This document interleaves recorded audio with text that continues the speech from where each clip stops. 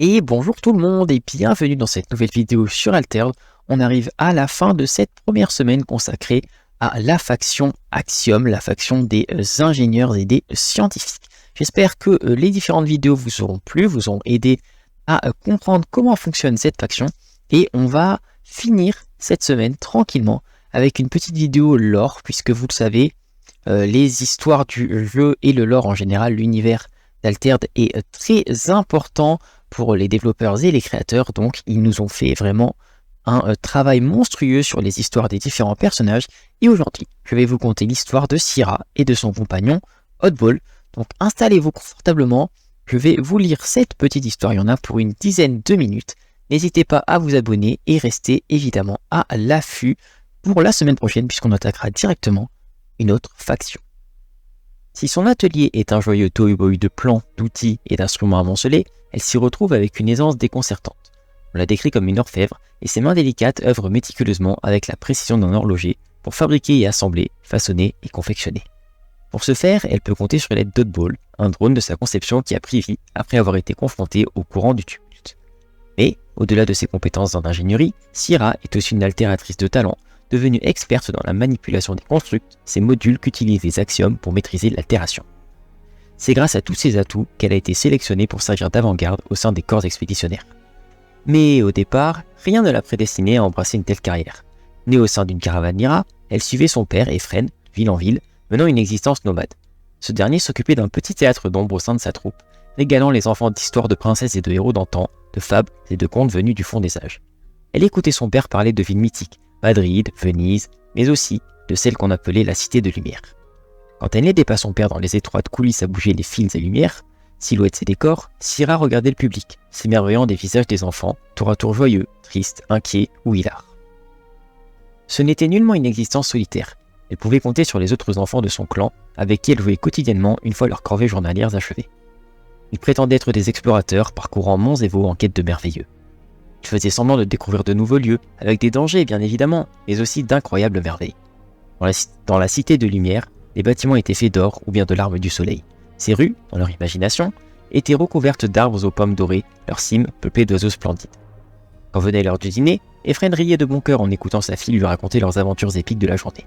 Il plaisantait d'ailleurs souvent en disant qu'elle aurait pu devenir Bravos sous le regard vexé de sa fille. Malheureusement, son existence bascula du tout au tout lorsque le tumulte s'invita dans sa vie. Si Asgartha était considéré comme stable depuis des générations, cela n'empêchait pas quelques singularités du tumulte d'apparaître ça et là au sein de la péninsule. Et Syrah fut aux premières loges de l'une d'entre elles. Alors que leurs roulottes brinque-ballaient sur les routes, ils sentirent une secousse ébranler le véhicule, comme si le sol avait grondé. Après avoir sécurisé les meubles et les tiroirs, Syrah sortit la tête par la fenêtre pour voir que d'autres Lyra en faisaient de même. Il y avait une étrange odeur d'iode et de camphre dans l'air. Juste au moment où elle pensait que les choses allaient se tasser, un autre choc fit trembler les parois de la caravane. C'est alors qu'elle entendit le berger de la caravane exhorter tout le monde de prendre de la hauteur.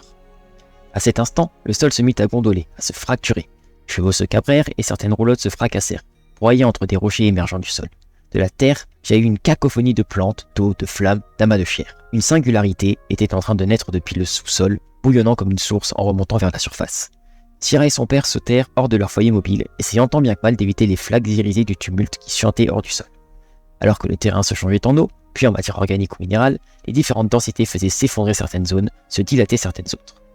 Tous deux avaient du mal à rester debout face à la violence des séismes, à la fréquence des variations topographiques. Si certains Lyra avaient réussi à atteindre la limite de la singularité, d'autres n'avaient pas eu cette chance. Heureusement pour eux, Syrah et Efren étaient en passe de se mettre à l'abri. C'est alors qu'une terrible douleur remonta le long des jambes de la jeune Lyra. Elle tomba face contre terre, luttant pour ne pas perdre conscience. Elle vit le regard horrifié de son père tandis qu'il la tirait par les bras pour la mettre en sûreté. Tournant le regard, elle vit qu'elle avait marché dans une mare de tumulte et que ses jambes étaient en train de muter de façon chaotique. Sa jambe gauche se liquéfiait en une traînée de galets qui continuèrent de s'éparpiller et de se transformer. Sa jambe droite, quant à elle, était en partie transmutée en bois noueux, d'où fleurissaient des plumes bariolées et des clous rouillés. Elle hurla jusqu'à ce que l'obscurité l'emporte. Elle se réveilla bien plus tard, la gorge parcheminée et l'esprit fiévreux. En soulevant les draps, elle vit qu'il n'y avait plus rien à la place de ses jambes, hormis des moignons entourés de bandages nauséabonds. Elle se mit à paniquer, à crier, à sangloter, sans que l'étreinte de son père ne parvienne à la consoler. Elle resta de nombreuses semaines ainsi alitée. La Saranka du clan Khamsin était venue leur porter secours, et malgré leurs acharnements, les guérisseurs du clan n'étaient pas parvenus à sauver ces gens. Ils avaient dû se résoudre à amputer les zones atteintes, leur intégrité ayant été entièrement compromise par le tumulte. Efren fit tout son possible pour la nourrir, pour masser ses cuisses douloureuses avec des ongles. Il l'écouta gémir, hurler face au monde, se morfondre. Mais il ne l'autorisa pas à dépérir. Et un jour, il la porta au-devant de la loge qui leur avait été prêtée pour qu'elle puisse de nouveau contempler le ciel.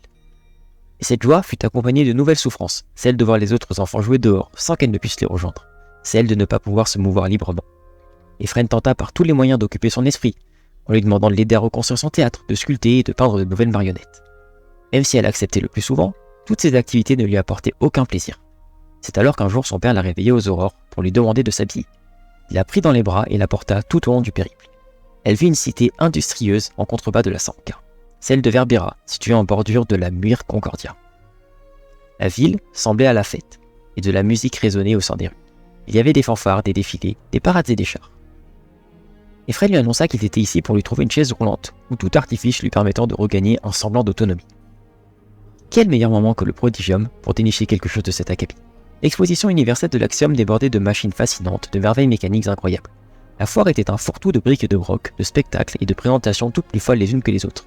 Elle y découvrait de nombreux prodiges scientifiques, les fascinants et terrifiants arcs de plasma kéonique, des grues articulées capables de soulever des poids gargantuesques, le tout dans un déluge de fumées et de vapeurs chuintantes.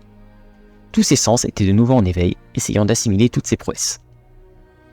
Quand ils arrivèrent dans l'atelier du prothésiste, ce dernier les accueillit chaleureusement.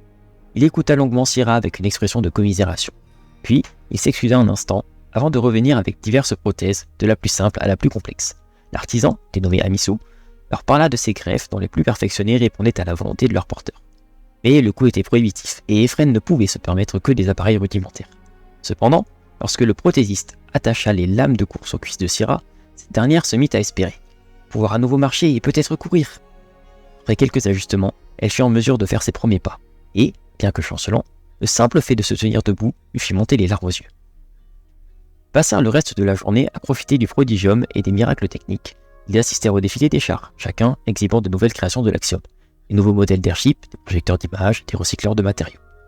Ils mangèrent des glaces sur la grève, regardant au loin, de l'autre côté de la mer, la silhouette lointaine d'Arcaster, la capitale d'Asgartha.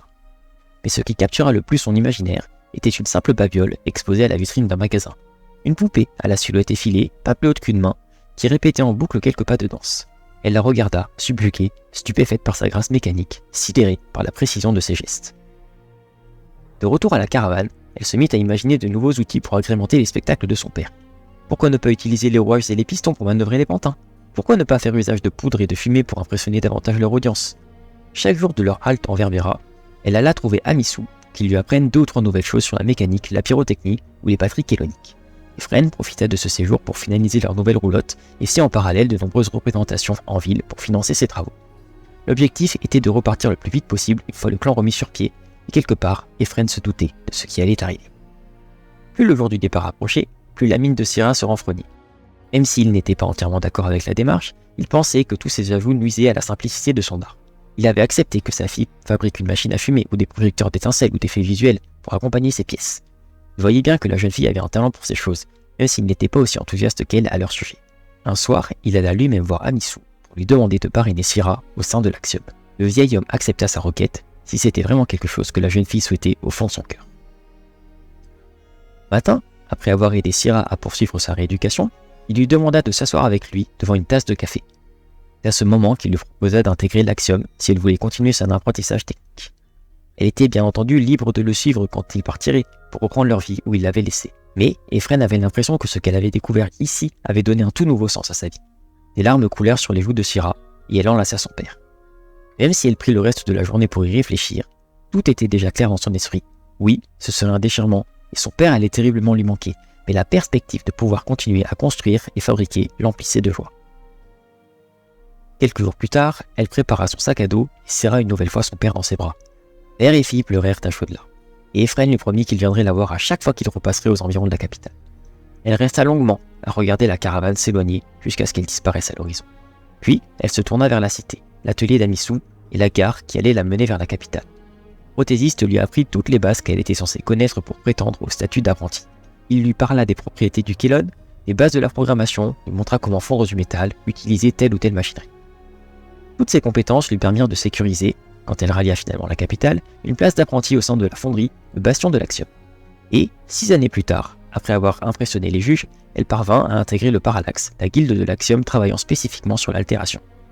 Au terme de 11 années d'intense apprentissage, elle accéda au statut de compagnon quand elle présenta à sa hiérarchie les premiers automates qu'elle avait élaborés, comme un hommage au métier de son père marionnettiste.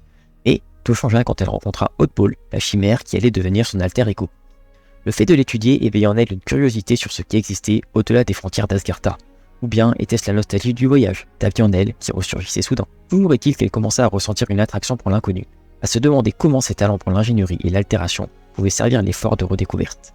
Se mit à repenser à ses rêves et ses jeux d'enfant, la cité de lumière qui l'avait passionnée petite.